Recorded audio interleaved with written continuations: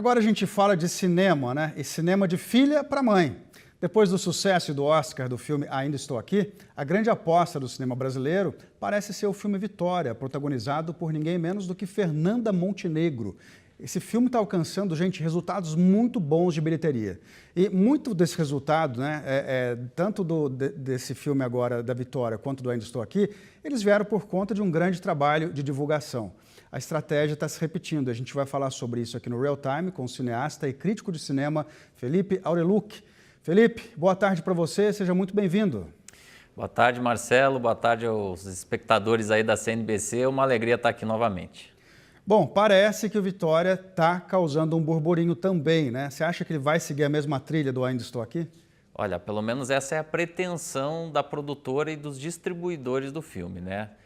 A Sony Pictures International, que é a responsável pela distribuição tanto aqui no Brasil quanto internacionalmente, já sinalizou que ela vai tentar emplacar o filme para os principais eventos de cinema ao longo do ano e isso, é claro, começa a alimentar a esperança da gente, quem sabe, sonhar com pelo menos uma pré-lista do Oscar 2026. A gente sabe que está um pouco distante, Marcelo, ainda não dá para cravar nada, tem muita coisa ainda para acontecer, mas depois do sucesso nacional do filme, essa estratégia já está sendo desenhada para a gente ocupar esses espaços internacionais e quem sabe em março do ano que vem está lá no Oscar mais uma vez.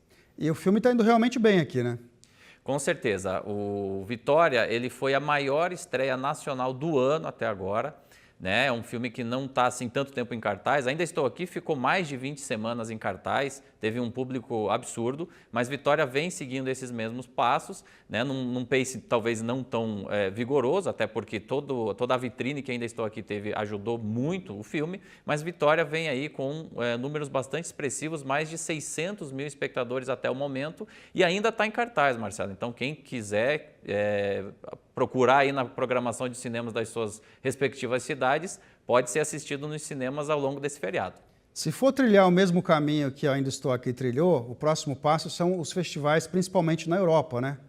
Exatamente, Marcelo. A gente tem um calendário que já é bastante consolidado em relação a esses grandes eventos de cinema. O primeiro grande evento é o Festival de Cannes, que vai acontecer em maio agora lá na França. Depois a gente tem o Festival de Veneza, que é na Itália. Aliás, acabamos de falar aqui, né, no programa a respeito da Itália. E depois, mais para o finalzinho do segundo semestre, a gente tem uma série de eventos na América do Norte também, Tribeca, Nova York, Toronto. E se o filme for performando bem nesses eventos, ele só vai se gabaritando ainda mais para a temporada de prêmios e para o Oscar. Você tem percebido, Felipe, no Brasil, um fenômeno assim do cinema puramente comercial, no sentido de que tem gente investindo no cinema para colher dividendos nas bilheterias? Porque eu entrevistei algumas pessoas ligadas ao cinema recentemente que me falaram sobre isso, de produtoras que estão acreditando mesmo no cinema como algo lucrativo, não só um setor assim incentivado da economia. Não, com certeza. Eu acho que o divisor de águas para isso foi, inclusive, o Ainda Estou Aqui, Marcelo, porque foi um filme totalmente produzido com recursos próprios, né? Ele não teve recursos incentivados, leis de incentivo, nada disso, e teve um retorno absurdo, né? São quase 6 milhões de espectadores só no Brasil em relação a esse filme. E aí é claro que isso atrai as atenções dos investidores para o potencial que o cinema nacional tem. Né? Principalmente quando você traz histórias locais, quando você traz talentos locais, não precisa falar muito, né? Fernanda Montenegro falando sobre uma realidade ali do Rio de Janeiro é sempre um combustível muito, muito potente para a gente atrair esse público nacional para os cinemas. Não falta criatividade, Marcelo, não faltam histórias, não faltam talentos, né? O que talvez estava faltando é essa percepção aí de parte do mercado de que realmente o cinema nacional é um bom negócio e isso está começando a acontecer, muito bom para a gente. Ver o cinema como indústria mesmo, né? Sem dúvida, e que é uma indústria poderosíssima, né? Se a gente olhar para Hollywood, por exemplo, olha a influência que essa indústria tem, não só nos Estados Unidos, como no mundo todo. E por que não replicar isso, claro, dentro das nossas potencialidades e possibilidades aqui para o Brasil, né? Agora, quando você olha para o cinema brasileiro no momento, o que mais você destaca? Assim, tem algum projeto que te chama a atenção?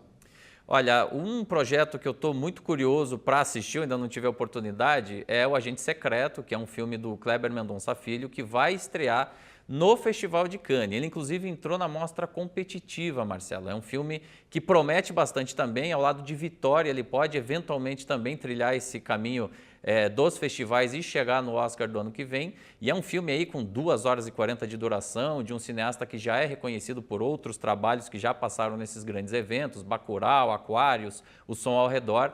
Então eu estou bem curioso para ver como é que vai ser a receptividade lá dos críticos, enfim, do público francês, para a continuidade desse projeto, e certamente ele vai estrear aqui no Brasil ainda esse ano, provavelmente no segundo semestre. Agora eu já fiquei curioso também. O cinema brasileiro ele também lançou muitos nomes, assim, avançou, né, o sucesso de muitos nomes assim, da atuação. A gente via que antes o caminho mais óbvio era a televisão. E a gente vê, por exemplo, assim, no cinema, Selton Mello, Wagner Moura, enfim, uma série de outros atores aí, atrizes, né, que estão conseguindo catapultar os nomes pelo cinema. Quem mais que você citaria, por exemplo? Olha, Wagner Moura foi um nome que você citou aí, que inclusive está no filme O Agente Secreto, né? E ele já tem uma carreira consolidada internacional, fez Narcos, né? Série de uma grande plataforma de streaming. Eu vejo esse movimento como natural a partir do momento que você tira da TV aberta, né, que era a grande produtora de conteúdos audiovisuais, e traz para essas plataformas e traz também para o cinema. Olha, um nome, só para não ser injusto aqui, eu vou citar o Chai Suede, por exemplo, que é um nome que nasceu na televisão, mas que vem se consolidando cada vez mais nesse circuito independente aí, de cinema, e é um talento imenso, mas eu não quero ser injusto aqui com nenhum outro nome, vou ficar só nele. Tá certo.